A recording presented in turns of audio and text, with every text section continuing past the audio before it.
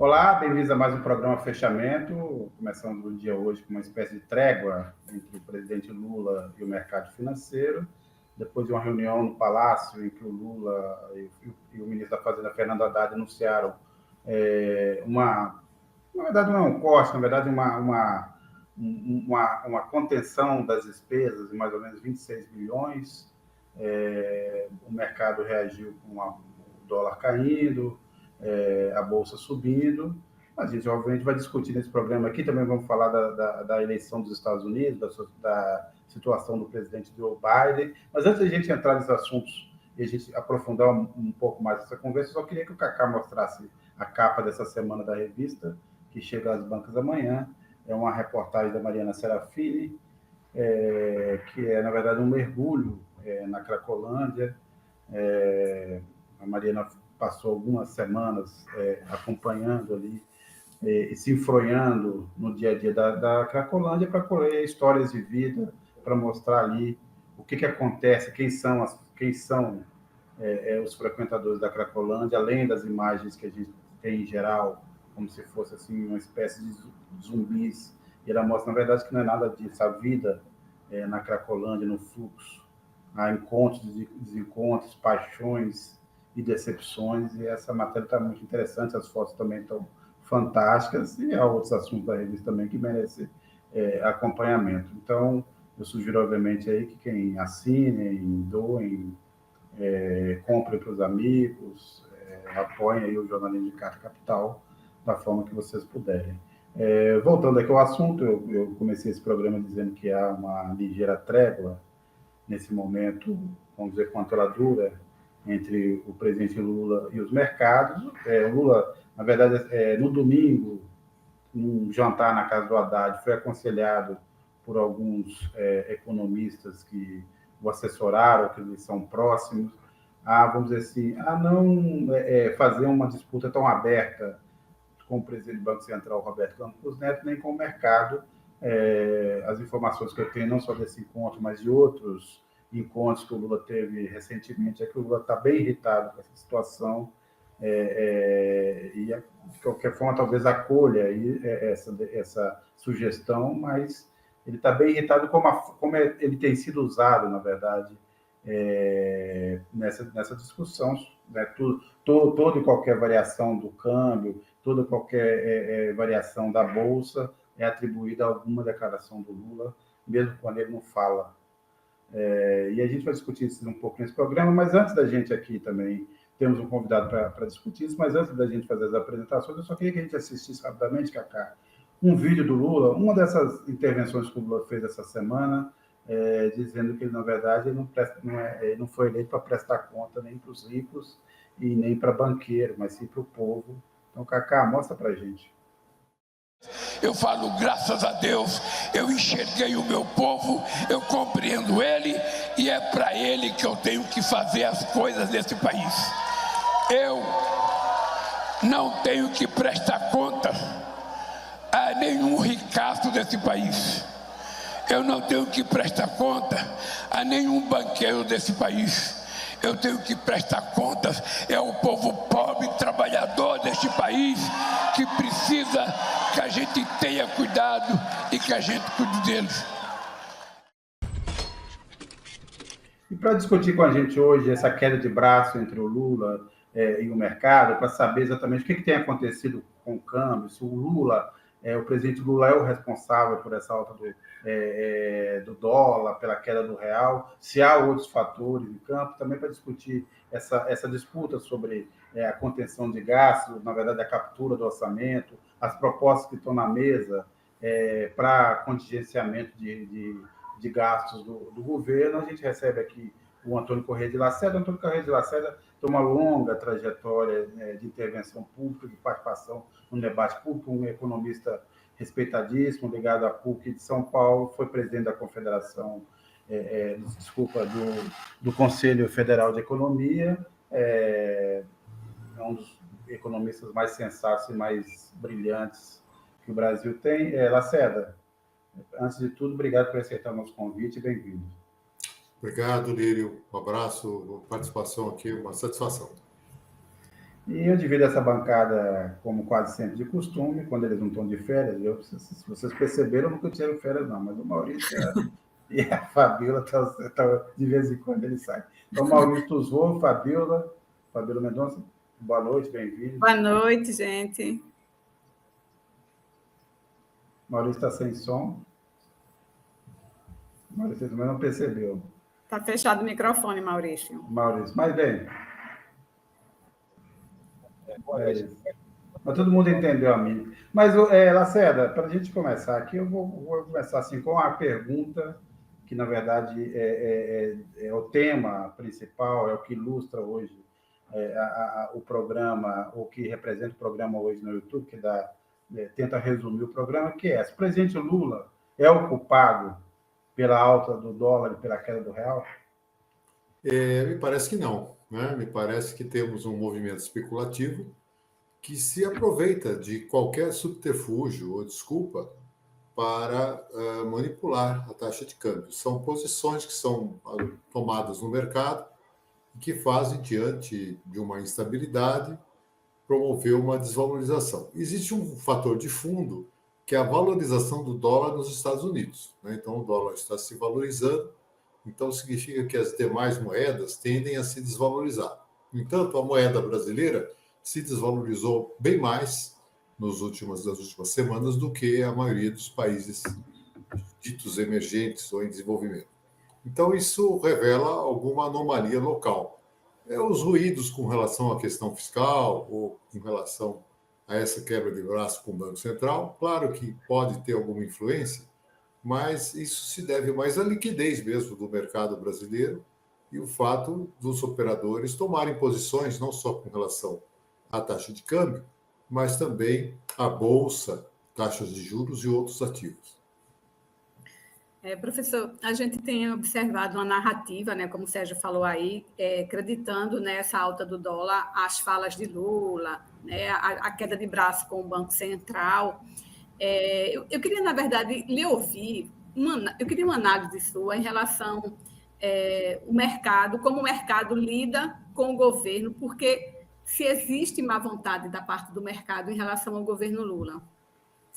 Claramente, né? Existe hoje um conluio de interesses que, a meu ver, querem viabilizar o governo Lula. Na verdade é essa, né? E, no mínimo, querem também influenciar a sucessão em 2026. Então, alguns interesses se convergem, né? Então, alguns interesses no Congresso Nacional, setores do empresariado e o mercado, chamado mercado financeiro, que tem essas visões de curtíssimo prazo, né? Uma visão bastante distorcida da economia. Existe um ranço em relação ao governo Lula, né? Por ele ser um governo que tem preocupação social, que não se presta, né, a cumprir os ditames do mercado, embora haja muita concessão, né? Se a gente for ver, na formação do governo e na própria política econômica, há muita concessão. Mas existe essa má vontade com relação ao governo. A mídia corporativa, se é que a gente pode chamar assim, faz esse jogo, né? Tanto é que não é por acaso que você não tem mais contraponto, né? Nos grandes meios de comunicação de massa, você não tem contraponto. Quer dizer, nós economistas críticos, vamos chamar assim, estamos sem espaço. O espaço que nós temos é com vocês, da Carta Capital, com outros segmentos da mídia. Mas vamos chamar as grandes famílias que controlam a mídia corporativa no Brasil, limitaram totalmente o espaço. Então, interditaram o debate. Não existe mais debate, né? Então, o samba de uma nota só, uma visão da economia muito limitada, e que tende a uma ortodoxia liberal, já superada em muitos países, mas que resiste aqui no Brasil. Professor, eu anotei alguns números aqui. Desde que o Banco Central, na sua última reunião do Copom, lá, né, anunciou, né, a taxa de juros, nós já tivemos uma alta de 4% no dólar, e, paralelamente a isso, né, segundo dados da Bovespa, da Bolsa de São Paulo, já houve saques estrangeiros na ordem de 40 bilhões de reais. Ao mesmo mesmo tempo, fala-se que o risco Brasil, né, que é sempre uma coisa abstrata, mas que é determinado por alguns fatores estipulados pelo próprio mercado, aumentou em 30%. Quer dizer, é o que eu pergunto para o senhor, sempre que o governo tenta aplicar uma política mais envolvimentista ou de cunho nacionalista, né, econômico, vai existir ainda essa pressão do mercado? Existe uma orquestração, mais do que uma chantagem interna, digamos assim, que incorpore mídia e o mercado nacional. Existe um ambiente internacional que sempre vai atuar, cada vez que houver uma tentativa nacional, de um governo nacional, de implementar medidas nesse sentido. Parte desses movimentos são de nacionais, que têm recursos lá no exterior e fazem a ponte, né, entre a entrada e saída de recursos, e normalmente num terreno especulativo. Né? Então, existe a chamada bicicleta, né, que é a entrada e saída, as posições no mercado futuro, de câmbio, de juros. Então, esse é um movimento muito presente na economia brasileira. A economia brasileira ainda é muito aberta, é muito sensível a essa manipulação que há, né, dos indicadores. E como sugere a sua pergunta, se a gente for analisar os fundamentos da economia brasileira, não há qualquer razão para isso. Primeiro porque nós temos uma inflação bastante razoável, uma das menores do mundo. A inflação acumulada nos 12 meses é inferior a 4%. Né? O Brasil tem uma posição externa, das contas externas, muito favorável. Nós temos um superávit comercial de mais de 100 bilhões de dólares ao ano. Nós temos quase equilíbrio na conta corrente. Nós temos uma dívida externa diminuta proporcionalmente ao tamanho da economia e reservas de 370 bilhões de dólares, né, estáveis há muitos anos. Então, se você for buscar algum fator objetivo para subir do risco Brasil ou para esse tipo de especulação com ativos, você não vai encontrar, a não ser o fato da busca do ganho fácil, né, da manobra especulativa e das profecias autorrealizáveis. Então, o mercado precifica determinados ativos, como a própria alta dos juros ou a manutenção da taxa de juros, ou o próprio comportamento da taxa de câmbio. E isso acaba se materializando porque, evidentemente, o poder de formação de preços é muito grande e nós temos um Banco Central absolutamente passivo relativamente a tudo isso. A gente tem recebido algumas mensagens, por exemplo, a Maria Pereira, fora Campos Neto, o Jorge Mota também, fora Campos Neto, o Gil Filho, isso é uma pergunta ruim, está na cara que o Lula é um dos culpados. O Miguel Boeira da Silva, não há solução para o capitalismo, admitam. E aí temos algumas perguntas, eu vou primeiro fazer a do Carlos Almeida, ele pergunta, professor, boa noite, o que o senhor acha da PEC 65, que trata da transformação do BC em empresa estatal? Na verdade, é aquela proposta para dar autonomia, além da independência das suas decisões, também dar autonomia financeira ao Banco Central. Então, professor, o que o senhor acha dessa proposta? Isso seria um descalabro, né, para a economia brasileira, porque você criaria uma instância mais paralela do que já é hoje. Né? Então, o Banco Central no Brasil já tem muita autonomia e não precisa de mais independência, vamos chamar assim. Né? E o Banco Central brasileiro, é exemplo dos bancos centrais mundo afora, precisa agir mais em consonância com o todo da política macroeconômica. Né? Isso não é se dobrar aos interesses do governo, necessariamente, mas os interesses do país, os interesses da nação. Então, os bons bancos centrais são aqueles que operam em consonância com as demais políticas macroeconômicas, especialmente a política fiscal. O que nós temos no Brasil é um Banco Central absolutamente alinhado ao mercado, ao chamado mercado financeiro, né? Um presidente que se diz técnico, mas que age politicamente, né? E isso não é uma opinião, é uma constatação, participa de reuniões com a oposição, teve uma eleição que ele foi votar vestido com uma camisa que era associada a determinada facção política. Então, o que ele acusa o governo de fazer, que é a política, na verdade, a ação do presidente do Banco Central é que tem sido muito política. Então, se há ruído da parte do governo em relação ao Banco Central, a recíproca é verdadeira. né? Então, ele tem um mandato ainda de alguns meses, 6 meses, né? E eu acho que o desafio para o governo Lula será nomear um presidente do Banco Central mais alinhado aos interesses coletivos e não apenas de uma parcela da economia, que é o mercado financeiro. Sabe, Fabrício, desculpa, não queria te interromper, não, é só para não perder esse gancho do Campos Neto, porque fala-se muito, e aí o professor tocou num ponto importante, fala-se muito nessa interferência, nesses ruídos que o Lula acaba causando. Mas eu queria que o senhor analisasse qual foi o papel, qual tem sido o papel do presidente do Banco Central nesse momento vamos dizer assim, de ruídos na economia, não só na alta no dólar, mas, na verdade, com uma mudança de humor em relação à economia brasileira. Qual tem sido o papel do presidente do Banco Central? Eu penso que ele agiu muito mal, né? Primeiro, colocando em dúvida a sustentabilidade fiscal do país, a política fiscal, de uma forma exagerada. E, claramente, a meu ver, querendo marcar posição em relação, especialmente, ao mercado financeiro.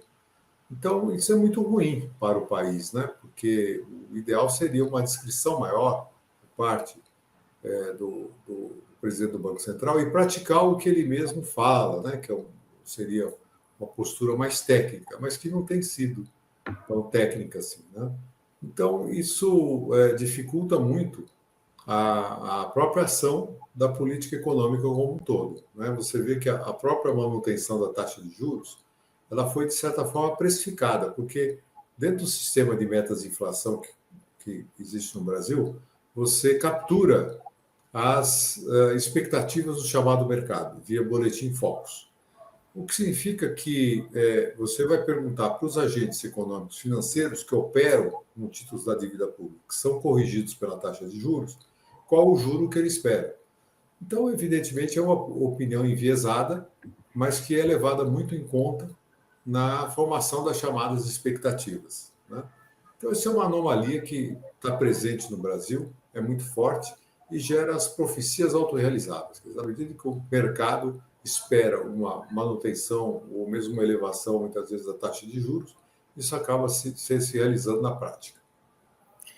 Professor, o senhor citou aí que o Campos Neto tem ainda 6 meses de mandato, né? Citou também a relação que ele tem com o mercado, mas citou alguns índices positivos do governo Lula, né? Inflação baixa, tem a questão do emprego também que está crescendo, o PIB crescendo. Nesses 6 meses que tem pela frente ainda de mandato do presidente do Banco Central, o que a gente pode esperar? É possível que a taxa de juros volte a crescer? Eu espero que não, né? O Brasil já tem uma das taxas de juros mais elevadas do planeta, e se a gente compara na ponta, quer dizer, qual que é a taxa de juros básica hoje, maior que 10%. E a inflação, menos que 4%, né? Então, você tem aí uma gordura de 6% a mais real, né?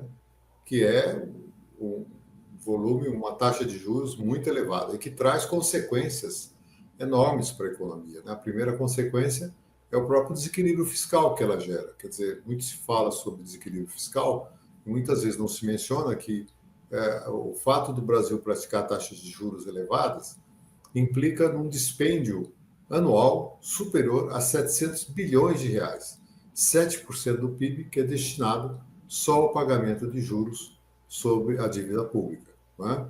E sem falar nas outras consequências, porque quando você mantém a taxa de juros básica muito elevada, isso empurra também para cima as demais taxas de juros. O crédito, o financiamento ficam proibitivos no Brasil. Tanto é que o nível de inadimplência é muito elevado entre as famílias e empresas, exatamente porque você tem taxa de juros muito elevada. Então, isso inibe crescimento, inibe investimentos, né? Isso prejudica muito a economia. Professor, eu quero fazer uma pergunta que tem um viés político também. É o seguinte, eu não pude deixar de lembrar, né, embora seja tanto o momento político como o geopolítico seja distinto daquela época, evidentemente, mas não pude deixar de associar o momento atual de pressão que sofre o governo Lula com aquela pressão que houve em cima do governo Dilma em determinado momento, que se traduziu, né, entre outras coisas, para a entrada, né, estou dando um exemplo assim, emblemático, do Joaquim Levy no governo, e o resto é história, né, como se diz. Aí eu te pergunto, você acha que o governo hoje está aprisionado nessa arapuca da pressão? Qual é a saída que o senhor vê para isso? Lembrando que o governo tem todo um discurso que vem da campanha, da pré-campanha, enfim, vem da campanha antes da posse do Lula, que fala em neoindustrialização, que fala em transição energética, que procura botar o Brasil na vanguarda, quando, na verdade, parece que o governo está aprisionado nessa agenda aí da ajuste fiscal. Qual a análise que o senhor faz sobre isso tudo, com esse viés político também? Pois é, Maurício, na verdade, nós estamos restritos ao curto prazo, né?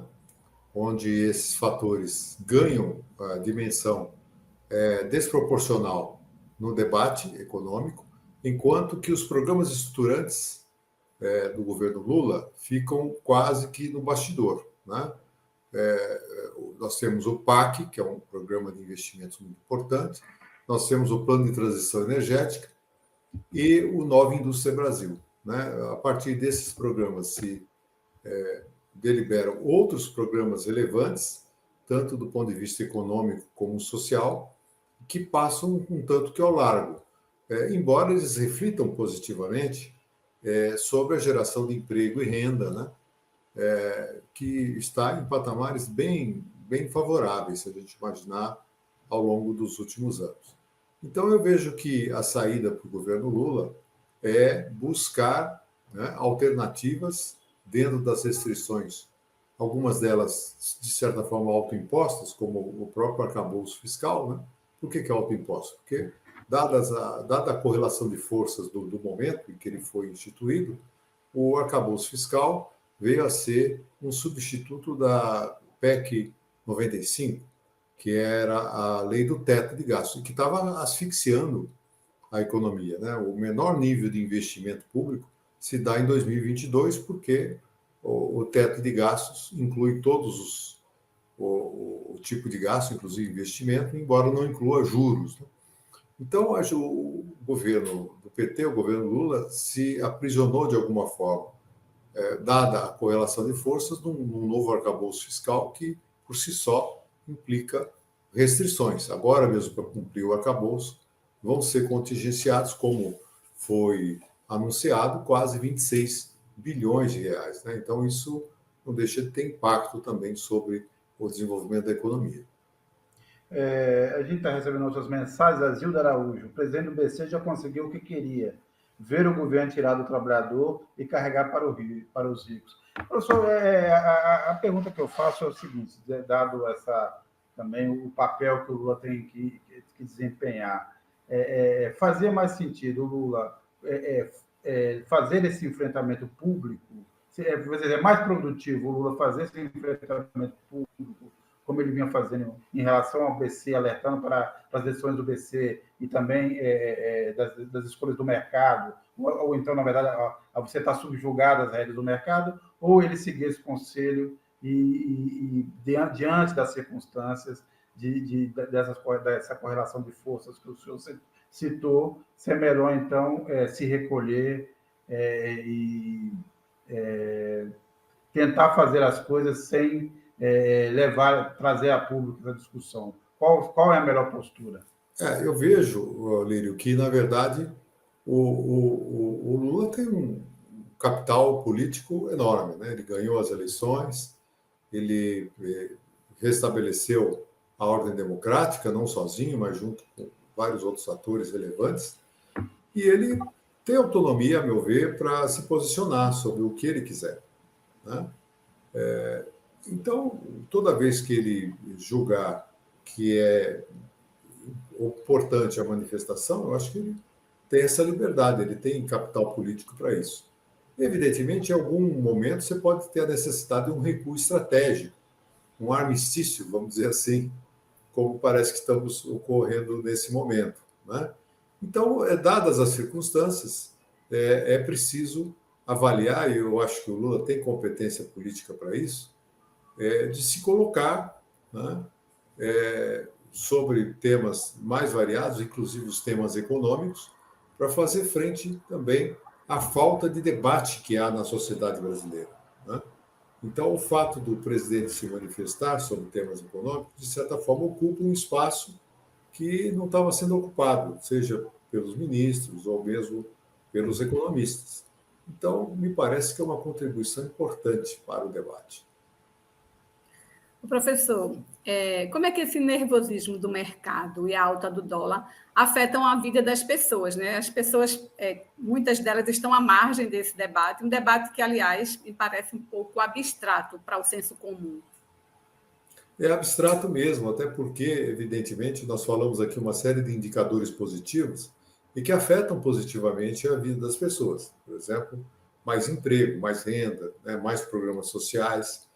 Então, há uma dissociação hoje entre o que é chamado de debate econômico na mídia corporativa e o dia a dia das pessoas, porque a vida das pessoas ela tem melhorado, né, pelos indicadores, mas dá a impressão que tudo se reflete na variação do câmbio, na variação da bolsa, que é absolutamente irrelevante do ponto de vista da vida das pessoas. É claro que se houver uma desvalorização persistente da taxa de câmbio, o que não é o caso, aliás, o câmbio já está recuando, isso impacta preços, então isso afeta a vida das pessoas. Da mesma forma que se tiver uma instabilidade muito grande, isso afeta a decisão das empresas, né? Decisão de investimentos. Mas não é o caso, porque são manobras meramente especulativas e que têm um limite, né, dado por essa contingência do momento. Professor, em tese, como se vê essa questão dos órgãos reguladores autônomos? Eu lembro que, enfim, as agências, né, a ANEEL e etc., a PISA, foram criadas no governo Fernando Henrique, ainda no governo PSDB, e no início do governo Lula, né, no primeiro governo Lula, havia uma tensão muito grande, justamente porque, embora o discurso dissesse que as agências estavam ali para defender os consumidores, já que várias empresas haviam sido privatizadas e órgãos precisariam da vigilância da sociedade, mas, na verdade, quem estava ali dentro era o mercado, e era o mercado quem controlava as agências, a discussão durou anos, né? E agora a gente vê algo parecido em relação ao Banco Central, né, na figura do Roberto Campos Neto. E agora é engraçado que a gente já vê matéria dizendo, em alguns jornais, né? Se for o Galípolo, ele vai estar aparelhado pelo governo Lula. Quer dizer, a independência é só para o Campos Neto, o Galípolo é aparelhado. Como é que o senhor vê isso, essa questão da autonomia desses órgãos reguladores no Brasil? Em tese. Pois é, Maurício, há um preconceito enorme, né, sobre esses pontos. Então, o fato de você ter órgãos de Estado autônomos, como agências reguladoras, etc., é claro que é algo necessário e bem-vindo. Mas não é o caso em muitos momentos. E, particularmente no que se refere ao Banco Central, a gente vê um processo da chamada porta giratória. Né? O que é a porta giratória? Fulano está no mercado financeiro, ele quer cacifar sua carreira, ele acaba indo para um órgão público, um Banco Central ou qualquer outro cargo, para depois voltar turbinado, né, com o seu currículo reforçado para o mercado privado. Né? Então, existe essa distorção, que é muitas vezes escancarada, e esses mesmos agentes depois fazem declarações ou façam pretensas análises neutras, mas que são carregadas de interesses, né, de interesses corporativos, de interesses de grupos econômicos e que, sem dúvida, causam um desconforto muito grande na condição da economia. Professor, depois desse encontro do presidente Lula com alguns ministros, inclusive Haddad ontem, e aí foi anunciado esse corte, o senhor acha que a tendência agora é acalmar? Eu acho que momentaneamente sim, mas, como disse, isso é apenas uma desculpa, né? Os ruídos de comunicação é sempre uma desculpa para determinadas posições do mercado. O mercado é especulativo por natureza. Agradeço, obviamente a gente teria muito mais para discutir, mas ficará para uma próxima. Eu, de qualquer forma, agradeço mais uma vez a disposição do senhor de participar do programa hoje. Foi uma satisfação. Grande abraço a todos. Já notou como os jornais de maior circulação do Brasil estão sempre unidos na defesa de pautas como controle de gastos públicos, Banco Central independente e a firme oposição a qualquer iniciativa para taxar os 10% mais ricos, aqueles que abocanham 60% da renda nacional? Pois é, esse monocórdio discurso único da mídia tem raízes profundas. Somente 5 famílias controlavam metade dos veículos de comunicação de maior audiência do país em 2017, segundo a ONG Repórteres Sem Fronteiras. E o pior, essa concentração está aumentando com a compra de grupos de mídia por bancos e corretoras. Agora, refresque a memória. Você lembra qual foi a primeira publicação a denunciar os abusos da Lava Jato? Muito antes do vazamento daquelas conversas que comprovaram o conluio do juiz Sérgio Moro com procuradores da República para prender Lula? Recorda-se de quem desde o primeiro momento denunciou que o impeachment de Dilma Rousseff era um golpe? Nadar contra a corrente sempre foi a nossa especialidade, mas também nos cobra um preço alto. Carta Capital sofreu boicote sistemático dos governos Temer e Bolsonaro, inclusive com pressões para que grandes empresas deixassem de anunciar na revista. Só sobrevivemos nesse período graças à inestimável contribuição dos nossos assinantes e apoiadores individuais, trabalhadores como eu e você que ainda sonham com um país mais democrático, justo e inclusivo. Somos muito gratos a todos que nos apoiaram nesse momento. Mas o perigo não passou. A concentração do mercado publicitário nas chamadas Big Techs tem ferido de morte veículos com estrutura bem mais robusta do que a nossa. Imaginem o impacto desse fenômeno em quem nunca pôde contar com o apoio de grandes empresas e grupos financeiros. E é por isso que renovamos o pedido de apoio. Só conseguimos manter o jornalismo corajoso, honesto e transparente de Carta Capital com as contribuições de nossa comunidade. Não adianta criticar a mídia corporativa e não apoiar quem sempre esteve ao lado da democracia, da diversidade e dos direitos humanos. Faça sua parte. Contribua com Carta Capital. Faça uma assinatura para receber a revista em sua casa ou faça uma assinatura digital. Se você não pode assumir um compromisso mensal agora, doe qualquer valor em nosso site ou no Superchat durante as nossas transmissões ao vivo pelo YouTube. Valorizamos igualmente todas as formas de contribuição, não importa a quantia que você possa despender, porque temos clareza de que juntos somos mais fortes e podemos vencer o discurso único da mídia.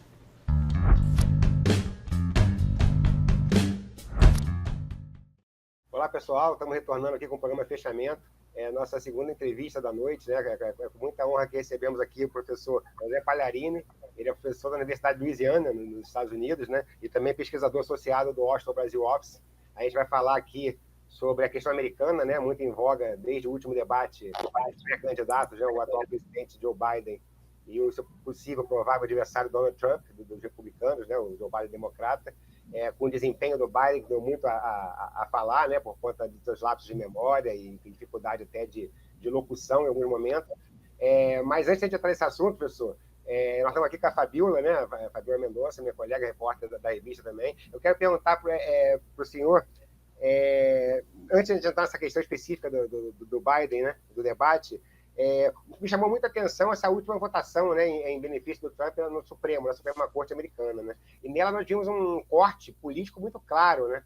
Assim, não somente os juízes indicados no mandato do Trump, como outros ligados ao campo conservador ou ao Partido Republicano, votaram de uma determinada forma, enquanto outro bloco, claramente mais ligado ao Partido Democrata, e a governos anteriores democratas, votou de outra forma. Quer dizer, hoje a política, a gente fala muito isso no Brasil, da política está no Supremo Tribunal aqui, essa é uma realidade também nos Estados Unidos, já pergunto que faço, e em seguida, a democracia americana, né, que, embora o papel externo dos Estados Unidos seja alvo de muitas justificadas críticas, internamente sempre foi um país democrático, né, do ponto de vista parlamentar e gerencial, e esse tipo de democracia americana típica, ela está em risco? Bom, primeiramente, gostaria de agradecer o convite, um prazer conversar com vocês, né, nesse momento tão, enfim, interessante, para dizer o mínimo, né, dessa disputa eleitoral. Olha, eu acho que o que está se colocando nessa campanha é a possibilidade de um sério questionamento das instituições democráticas nos Estados Unidos nessa disputa. Por quê? Porque o Trump se coloca abertamente como uma pessoa cujos interesses são, acima de tudo, pessoais. Ele quer voltar a ser presidente, enfim, não por projeto pessoal. E ações recentes da Suprema Corte são claramente favoráveis a um jogo de interesses que estão polarizados. Nem para entrar no mérito necessariamente se é certo ou errado, se tem uma lógica ou não, mas que confirma uma tendência de que a Suprema Corte, o Legislativo, tudo está agindo de forma a avançar um projeto de poder muito conservador.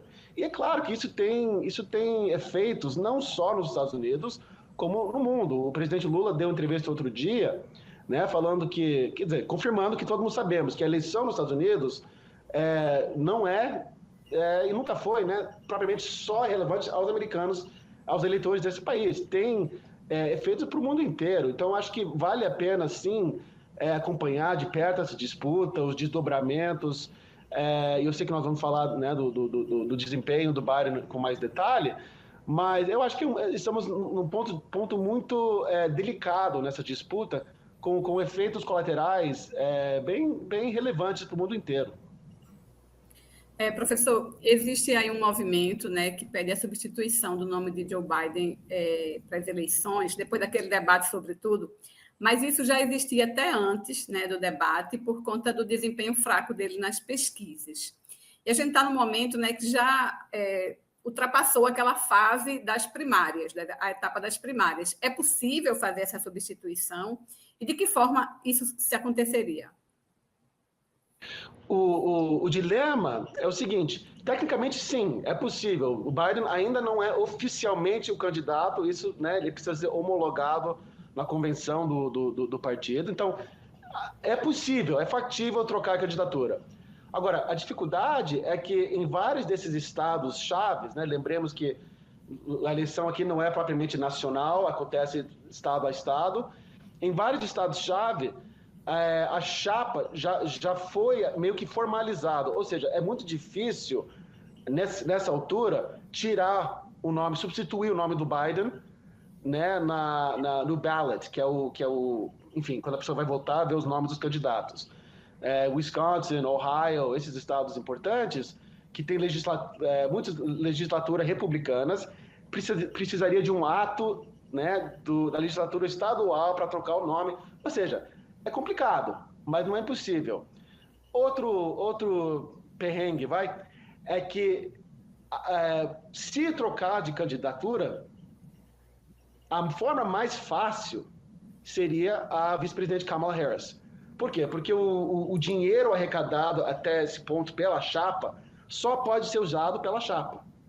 Então, se for uma outra pessoa, governador de Califórnia, quem quer que seja, mais ou menos começa do zero, em termos de arrecadamento para a campanha.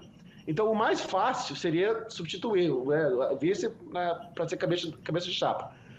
E, realmente, eu acho que ninguém sabe com certeza, nesse momento, a probabilidade disso acontecer ou não.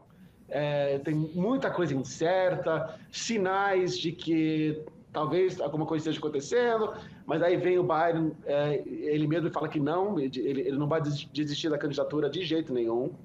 O problema é que agora, depois daquele desempenho, como você colocou no debate, tudo parece confirmar a impressão de que Biden não tem mais o pique, né, necessário para concorrer.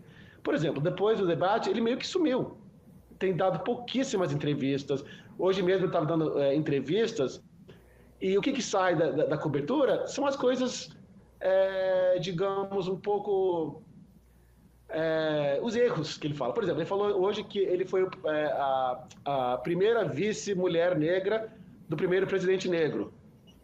Ou seja, de agora em diante, eu acho que tudo tende a confirmar a impressão que o debate deixou. Isso é perigosíssimo para a candidatura dele. Se for essa impressão consolidada entre agora e a eleição, eu acho muito difícil o Biden conseguir reverter o dano causado pelo debate. Essa impressão vai se calcificando, em outras palavras. Professor, o senhor falou, né, em relação à possível troca, embora ela seja muito difícil, além do nome da Kamala Harris, temos outros nomes, né? Tem a Gretchen, esqueci o sobrenome dela, me perdoa, governadora do Michigan, né? Tem o governador da Califórnia também, bem cotado. Mas, sobretudo, eu queria que você falasse um pouco sobre cada um desses nomes, para a gente entender um pouco mais dos meandros internos da política americana, mas, sobretudo, em relação à vice-presidente Kamala Harris. Eu me lembro, né, vocês se lembram, todos nós nos lembramos que na outra eleição já se falava da idade do Biden, já se falava de alguns problemas que o Biden apresentava há 4 anos atrás. E, nessa ocasião, muitas pessoas diziam, não, vão ser 4 anos de Biden e a gente vem com Kamala Harris para presidente daqui a 4 anos. Já se falava isso. Por que essa possibilidade agora está tão fria, digamos assim? A Kamala Harris decepcionou. O que deu errado até a eleição até agora para a Kamala Harris ter perdido força como nome? Pois é, então, desde das primárias de 2020, o Biden já vinha sendo meio que protegido pela própria campanha. Ele entrava e saía de eventos, não respondia perguntas. Isso foi amplamente reportado na época, que a própria campanha não necessariamente confiava na habilidade dele, já com uma idade avançada, de ter uma certa espontaneidade, de ter um certo, né, uma habilidade na campanha. Então, você tem razão, isso não é de hoje. E a ideia era de que, justamente isso, o Biden se colocava na campanha, como ele falou isso, um candidato que iria fazer a ponte para a próxima geração, sugerindo, talvez, que seria apenas um mandato só, e que alguém como Kamala seria o futuro. Agora, Kamala, lembremos também, né, ela concorreu em 2020 e foi muito aquém das expectativas. Foi uma candidatura meio que também ela se perdia nas opiniões, mudava muito de opinião sobre coisas chaves, assim. Então, como vice-presidente, não tem se destacado muito como uma liderança poderosa. Então surgem, você falou, esses outros nomes. Por exemplo, a pesquisa que saiu sobre potenciais candidatos, estava a Kamala em primeiro lugar, e em segundo estava Gavin Newsom, que é o governador da Califórnia, que, claro, temos que ressaltar, né? A Kamala enfrenta também certos preconceitos, gênero, raça, o pai dela é jamaicano, a mãe é indiana. Então ela tem certos elementos que poderiam, na minha opinião, ativar parte da base progressista do partido, mas também precisamos ser realistas, talvez atiça também uma oposição racista, sexista, tudo isso. O problema do Gavin Newsom, a meu ver, é que por ser governador da Califórnia, ele tem uma certa reputação, uma certa impressão de ser um pouco, se bem que a Kamala também é da Califórnia, mas de que ele está muito à esquerda. Ele não é um esquerdista, assim, mas de que ele não teria muitas chances, né, nos estados do Midwest, no meio do país, da classe trabalhadora, onde a Gretchen Whitmer, governadora de Michigan, talvez teria mais condições, por ser uma governadora popular num estado-chave. Califórnia não é um estado que está em disputa, né? Será seguramente um estado dos democratas.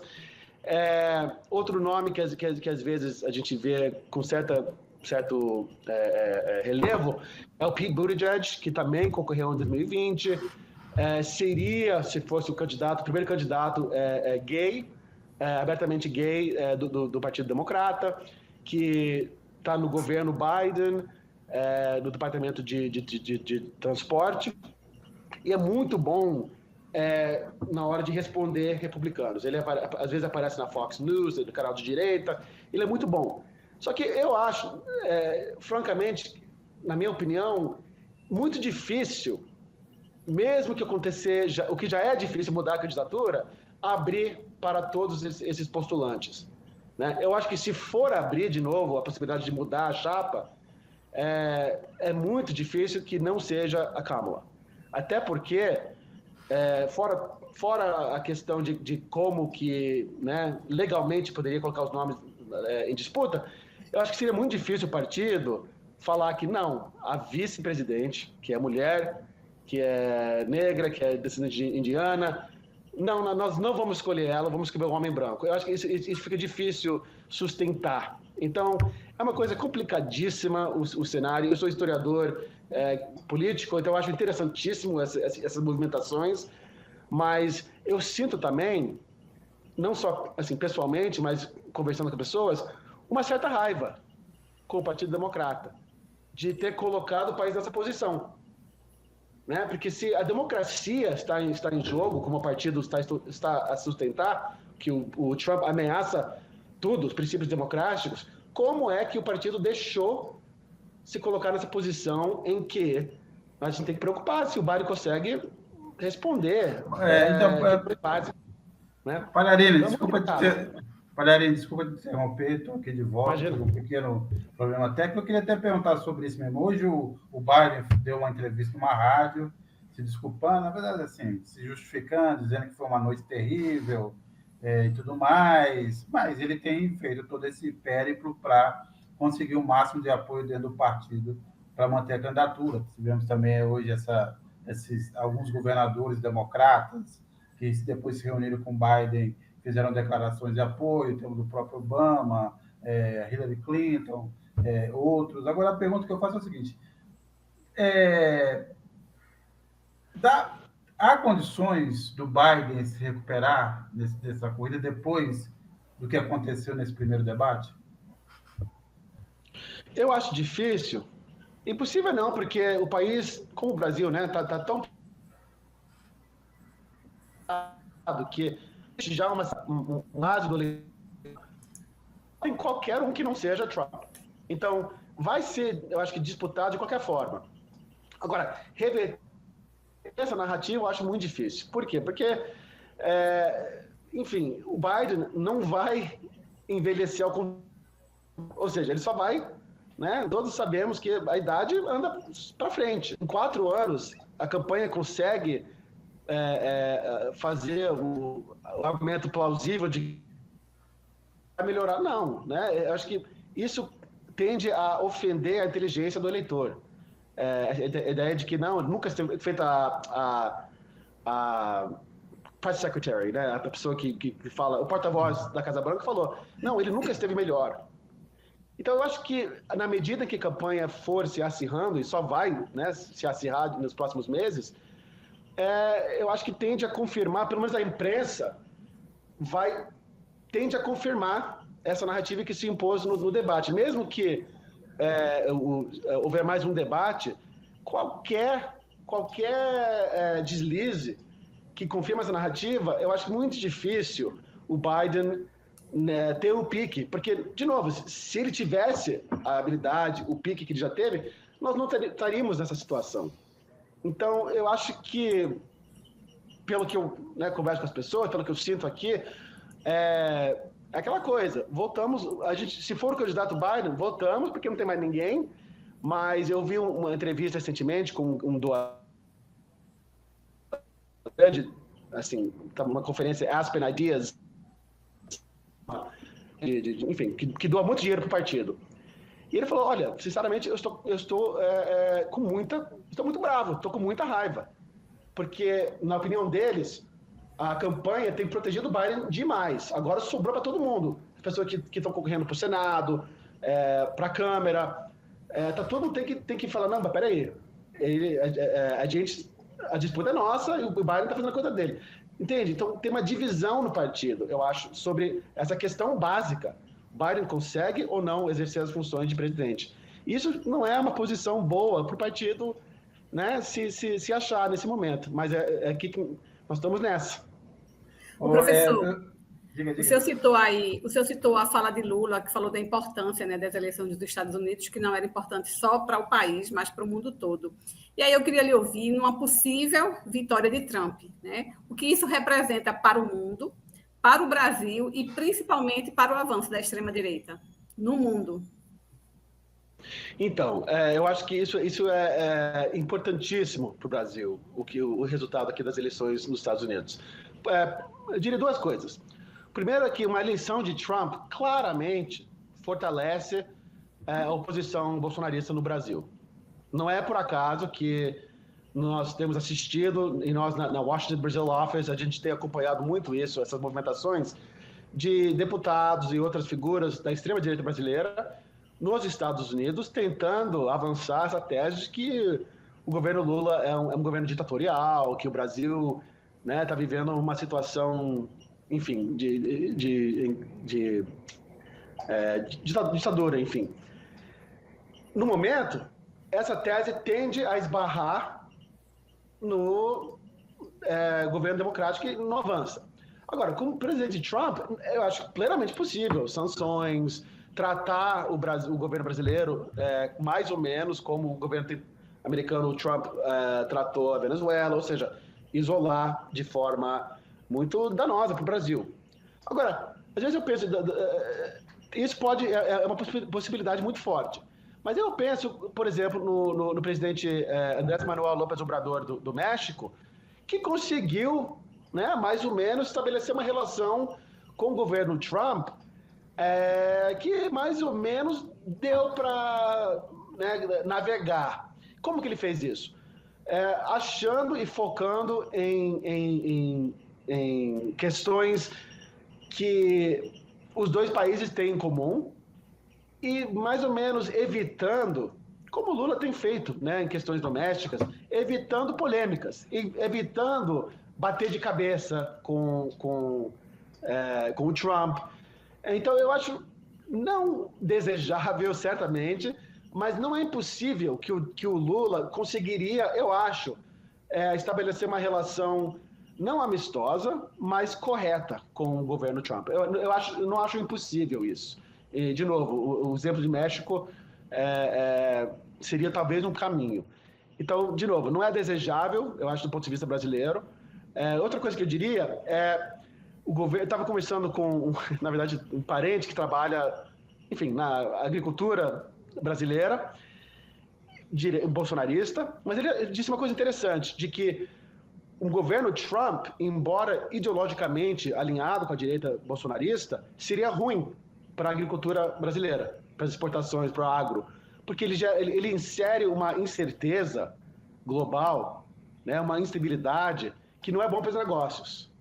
Então, enfim, só para complicar um pouco mais essa conjuntura, eu acho que seria muito bom para a oposição bolsonarista, mas não necessariamente debilador para o governo Lula.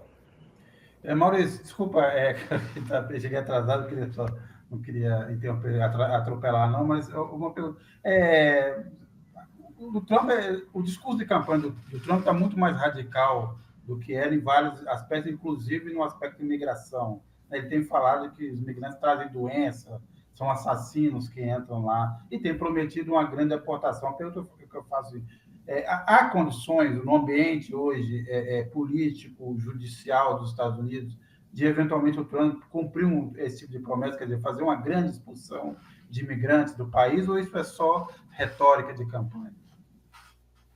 Sinceramente, eu acho difícil ele conseguir avançar nessas ideias mais, enfim, fascistas, enfim, mais ambiciosas, porque, primeiramente, mesmo se o Trump ganhar, o país continua muito polarizado. Nós vimos no último governo Trump, feito esse valor, eu concordo contigo, que ele está muito mais solto, mais extremista dessa vez, mas eu acho que mesmo assim tende a haver uma resistência muito forte da sociedade civil, como nós vimos da última vez.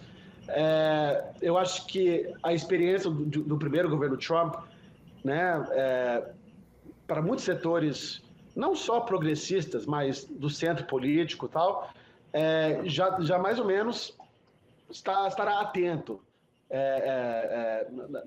para o Trump. Dito isso, eu acho que a gente tem que, né, tomar muito, muito cuidado, porque se o Trump ganhar, vai depender muito do Senado, se o Senado estará nas mãos dos republicanos. Falando do Biden, é interessante, as pesquisas mostram o Biden agora perdendo para o Trump, mas em quase todos os estados importantes, o candidato democrata para o Senado está à frente. Nevada, Montana, Ohio, Wisconsin, todos os estados que Biden está perdendo para o Trump, o candidato democrata do Senado está à frente. Então, se os democratas conseguirem controlar o Senado, talvez a Câmara, com o presidente Trump, isso já dá a habilidade de conter muito dos danos. Então, é aquela coisa, eu acho difícil desmoronar as instituições por completo no segundo governo Trump. eu acho difícil crer isso ainda. Agora, não quero testar a hipótese. E por isso que, na minha opinião pessoal, insistir na candidatura Biden é um risco. Eu acho que muitas pesquisas mostram que o eleitorado não quer essa disputa, Biden-Trump. A maioria quer outros candidatos. E, na minha visão, cabe uma certa ousadia nesse momento. Do Partido Democrata falar, olha, entendemos. Aqui está uma outra candidatura que talvez consiga energizar a base mais do que a candidatura Biden. Que, repito, eu acho muito difícil mudar essa narrativa de declínio. Professor, a gente falou bastante das alternativas, né, convencionais, com duplo sentido, que tem o Partido Democrata hoje para substituir o Joe Biden, se essa for a necessidade. Mas eu estou curioso para te ouvir também sobre o seguinte. A cada eleição americana sempre tem aquela história da terceira via, né, que nunca se concretiza. Né? Nós tivemos, por exemplo, o Bernie Sanders lá, né, que é meu preferido, foi um sonho de uma noite de verão. A gente sabe que sempre pinta essa história da terceira via, que ela nunca progride por conta da força do bipartidarismo americano, mas dessa vez a gente tem cena e começa a se falar crescentemente no nome do Robert Kennedy Jr., que é uma figura importante no cenário político americano, como advogado, da política americana, sobre isso. Sobre o nome do Robert Kennedy Jr. e sobre se existe alguma possibilidade, antes desse quadro inédito, de ter um ex-presidente não reeleito que concorre de novo com essa pecha de estar sendo julgado por outros crimes no tribunal, e um outro que aparentemente considerado incapacitado por conta de problemas de saúde. Existe a possibilidade dessa vez de uma terceira via emplacada na eleição americana, ou isso é impossível?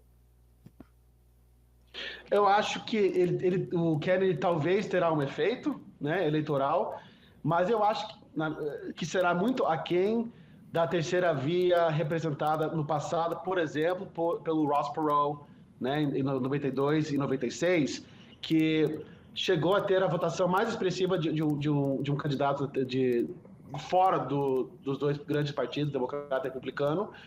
Mas você tem razão, ele é um Kennedy, ele tem um certo apelo pelo histórico do nome dele e tal, mas ele é uma figura muito... de muitas formas confusas, né? Porque ele certas posições alinhadas ao que virou posições de extrema direita, uma figura que justamente essa semana alegações de que ele teria estuprado uma babá, né, anos atrás.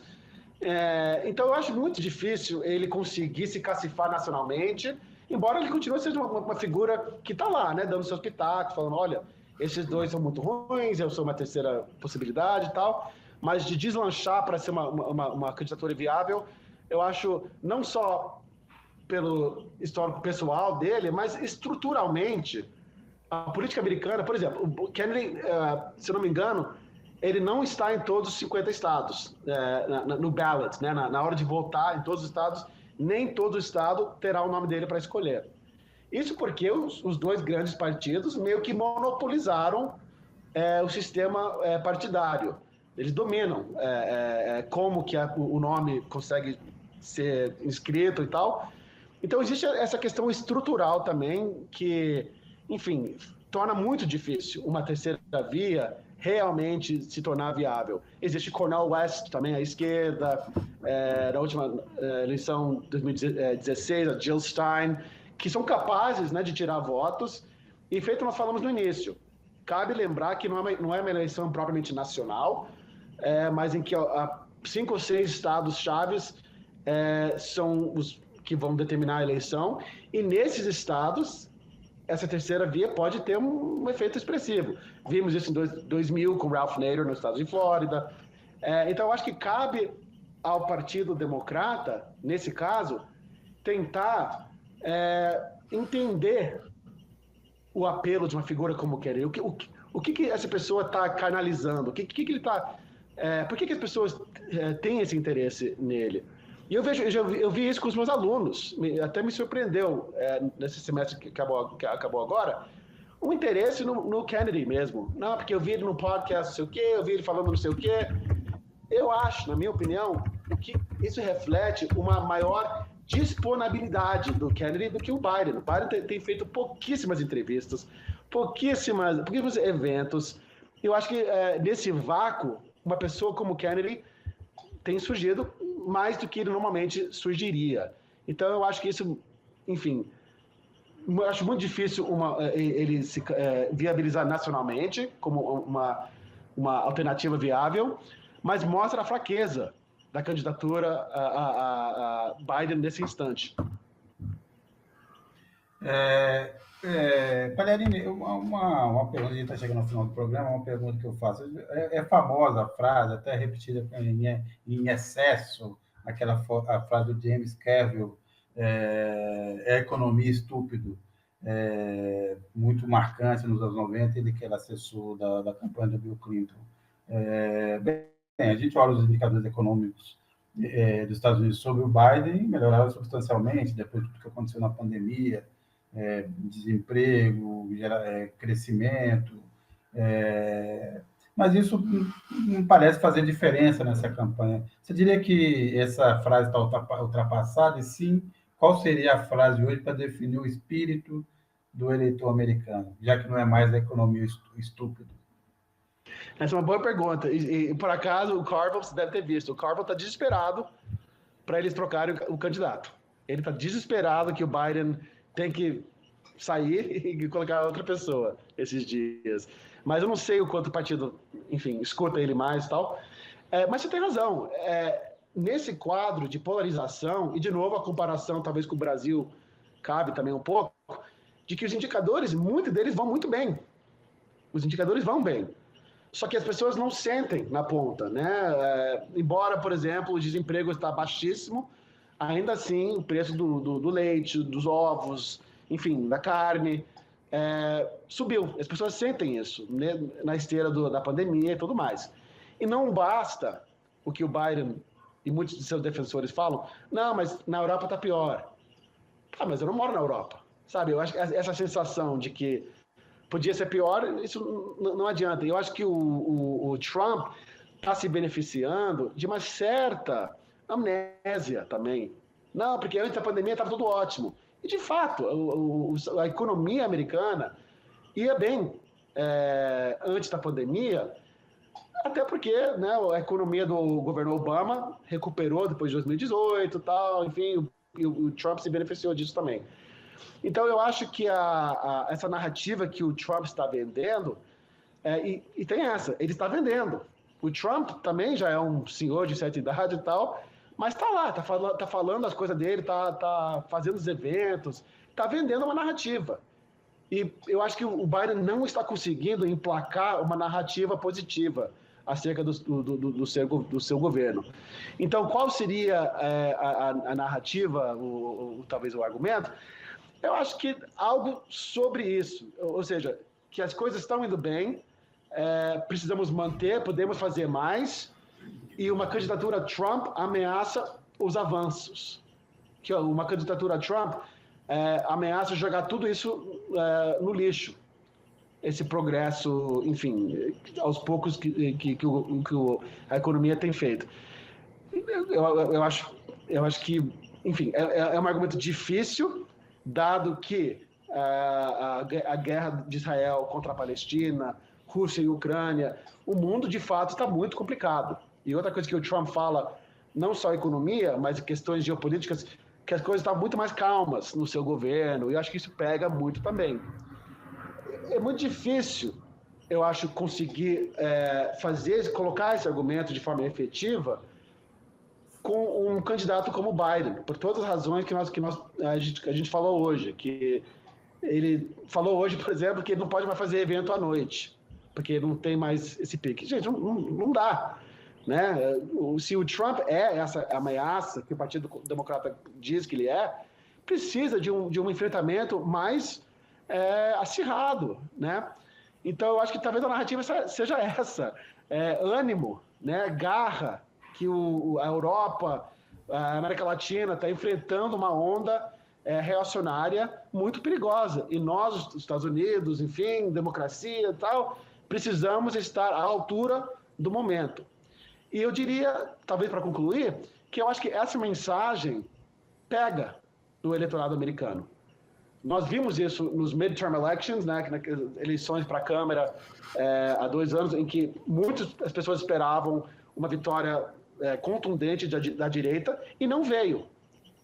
Isso porque os democratas colocavam, não, se a direita voltar aqui, da direita trumpista, isso é muito mal para a democracia americana. E eu acho que o eleitorado entendeu isso, sacou isso, né? Então, eu acho que talvez a mensagem seja essa, de que uma eleição do Trump ameaça não só os ganhos econômicos dos Estados Unidos, mas essa conjuntura, uma democracia, uma cultura democrática mundial já fragilizada. E, no momento, eu não vejo o Biden capaz de articular essa questão, infelizmente. Bem, a gente recebeu aqui o André Pagliarini, que é historiador, que é pesquisador sênior associado do Washington Brasil Office. Pagliarini, muito obrigado. Eu só queria ressaltar 2 pontos aqui antes que você saísse. Primeiro, que ânimo e Biden, nessa altura, não são 2 coisas que combinam. E depois, a diferença de idade dele e do Trump são apenas 3 anos, né? As pessoas não percebem, mas são meros. Eu acho importante ressaltar, né? As pessoas, a idade...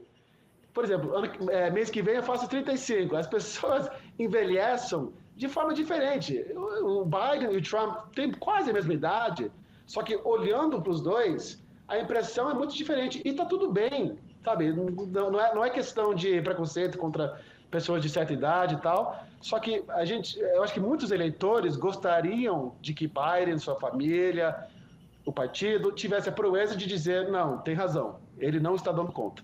Só que me parece não estão tendo essa sensibilidade, infelizmente, de novo. Bem, agradeço e, bem, espero contar com a sua presença em outros programas aqui e até mais. E boa sorte. Muito obrigado, prazer, gente.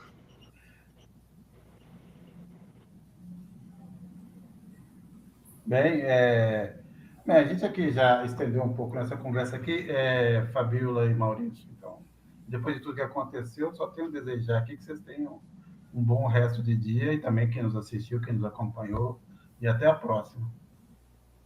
Boa noite, Sérgio. Valeu. Tchau, pessoal. Tchau. Até a próxima.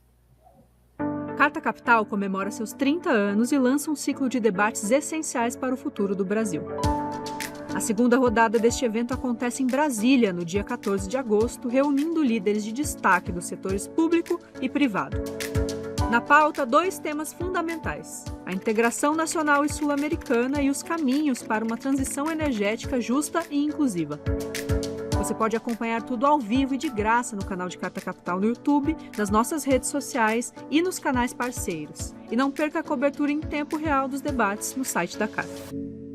Para mais informações, visite cartacapital.com.br/Um Projeto de Brasil.